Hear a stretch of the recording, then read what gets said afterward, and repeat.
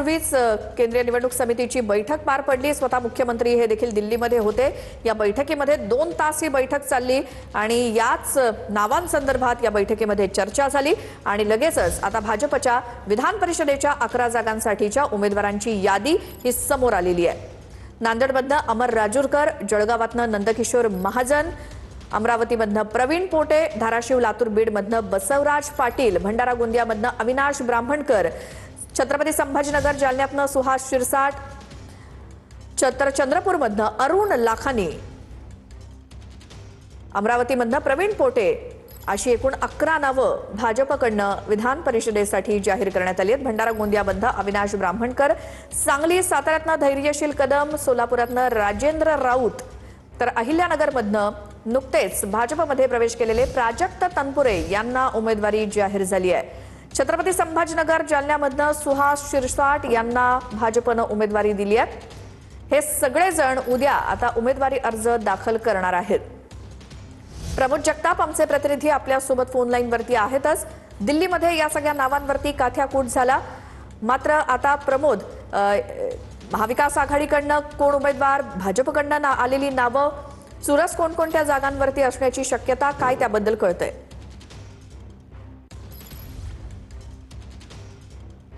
प्रमोद, माझा आवाज येतोय?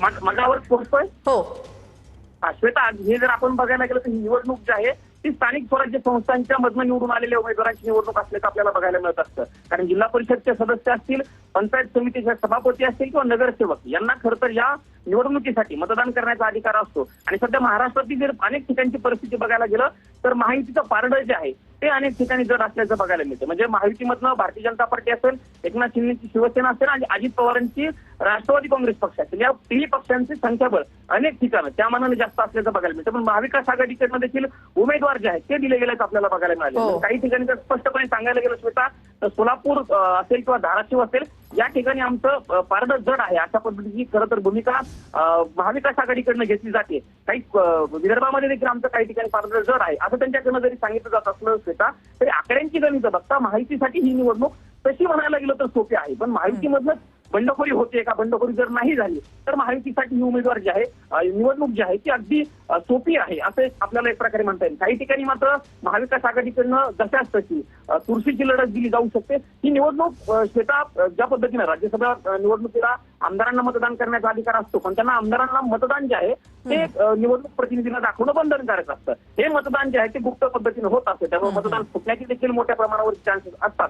त्यामुळे ही निवडणूक कशा पद्धतीने होते हे बघावं लागणार आहे। श्वेता, खरं तर अनेक ठिकाणं निवडणुका ज्या आहेत, म्हणजे जिल्हा परिषदच्या निवडणुका झालेल्या नाहीयेत, कारण सुप्रीम कोर्टामध्ये केस आहे, आपल्याला माहिती आहे 50% पुढे आरक्षणाची मर्यादा गेलेली आहे आणि त्या ठिकाणी निवडणुका झालेल्या नाहीत। अशा ठिकाणी 75% कोटा खरं इलेक्शन कमिशनकडनं घालून दिला गेलेला आहे आणि त्यानुसार ही निवडणूक होणार आहे। त्यामुळं सध्या तरी महायुतीचं पारडं जड बघायला मिळतंय, पण महाविकास आघाडी कशा पद्धतीने टक्कर देते हे या ठिकाणी बघणं महत्वाचं असणार आहे। अनेक ठिकाणची तुम्ही म्हणालात तसं कुठली निवडणूक जी रंगतदार किंवा सुरक्षित आहे असं सांगायला गेलं तर प्रत्येकच ठिकाणं निवडणूक जी आहे ती सुरक्षित होऊ शकते।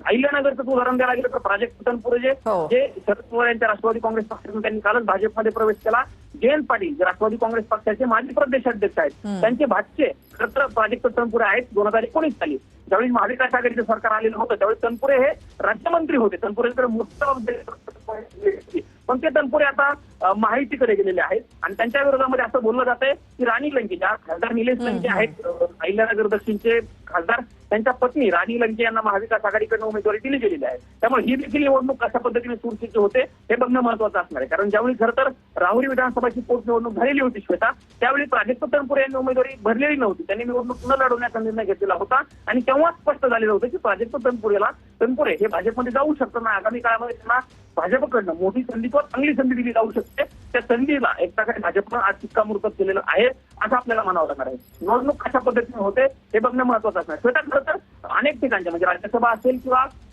विधान परिषदेच्या काही निवडणुका बिनविरोध होताना आपल्याला बघायला मिळतात, पण ही स्थानिक स्वराज्य संस्थांची निवडणूक आहे। काँग्रेस असेल, शरद पवार, इतर जे विरोधी पक्ष आहेत, विरोधी पक्षांचे काही ठिकाणी संख्याबळ आहे, नगरसेवक काही त्यांच्या बाजूने, काही जिल्हा परिषद सदस्य आहेत, आकडा जरी कमी असला तरी सदस्य आहेत, त्यामुळे निवडणूक होणार हे स्पष्ट आहे। निवडणूक ही बिनविरोध होणार नाही हे स्पष्ट आहे। त्यामुळे उद्या दुपारी 3 वाजेपर्यंत उमेदवारींचे अर्ज कुठल्या पद्धतीने कोण भरते बघावं लागणार आहे. काही ठिकाणी जर श्वेता निवडणूक ही यावेळी चुरशीची होऊ शकते.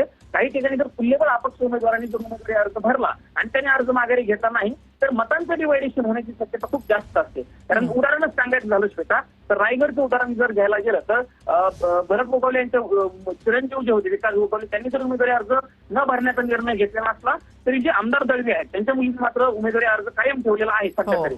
अर्ज माघारी घेईपर्यंत त्यांची भूमिका काय होते हे बघावं लागणार आहे. पण तिथं जर रायगडमध्ये सांगायला गेलं तर शिवसेनेच्या देखील सदस्यांची संख्या जास्त आहे. पण जर जुईली दळवी ज्या आमदार दळवींच्या मुली आहेत त्यांनी जर उमेदवारी अर्ज कायम ठेवला अपक्ष म्हणून तर मतांचं डिवायडेशन होण्याची चान्सेस जास्त आहे. त्यामुळे अपक्षांनी जे उमेदवारी अर्ज भरलेले आहेत त्यांचे उमेदवारी अर्ज मागे घेणं त्यांची मनधरणी करणं हे खरं तर दोन्ही पक्षांचं समोर आव्हान असणार आहे आणि त्यातही महायुतीच्या समोर खरं तर हे मोठं आव्हान असणार. त्यामुळे महायुती बंडखोरी न होण्यासाठी अपक्षांचे उमेदवारी अर्ज त्यांना न भरू देण्यावरती कशा पद्धतीनं प्रयत्न करतं किंवा त्यांचे अर्ज कशा पद्धतीनं माघारी घेतं हे बघणं महत्वाचं असणार आहे.